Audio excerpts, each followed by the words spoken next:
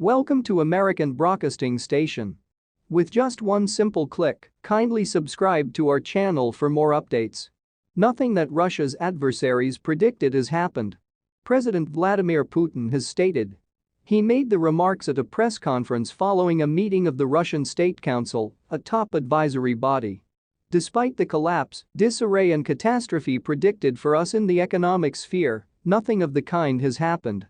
Moreover, Russia demonstrates much better results than many countries of the G20 and demonstrates it consistently, Putin said. The labor market is stable, state finances are stable, there are no concerning moments there either. All this is not the result of something that fell from the sky.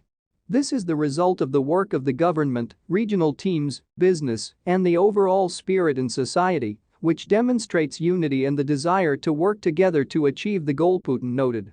Following the start of Russia's military operation in Ukraine in late February, the US and its allies in Europe and beyond imposed unprecedented sanctions against Moscow, targeting entire sectors of its economy, including finances and banking, as well as aviation and space industries.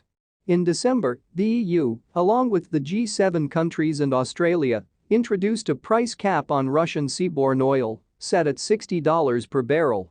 Last spring, many Western officials and media outlets predicted that the Russian economy would collapse under the pressure of sanctions and military expenditures, only to admit that Moscow managed to defy all of those predictions.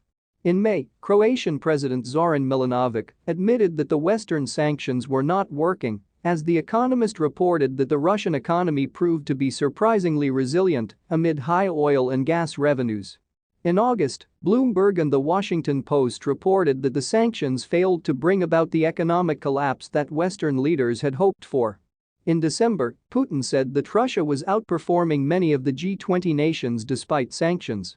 Earlier the same month, the Russian finance ministry said that oil and gas budget revenues exceeded the full-year target in the first 11 months, bringing an additional $9 billion to Russia's coffers.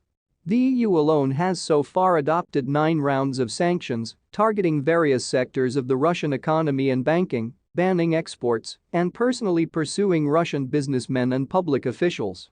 The continuous efforts to restrict the Russian fossil fuel trade have repeatedly been cited by numerous experts and officials as among the key causes of the ongoing energy crisis in the EU. Earlier, Putin likened such a policy on the bloc's part to economic suicide while boasting in vain. Kindly subscribe for more updates.